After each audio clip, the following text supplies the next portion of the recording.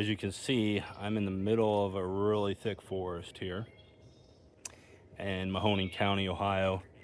And I just wanted you to hear the types of birds that you might see or hear in this type of forest habitat. First, I'm going to give you a look around, and then I'm going to just have you listen to the birds. Check it out.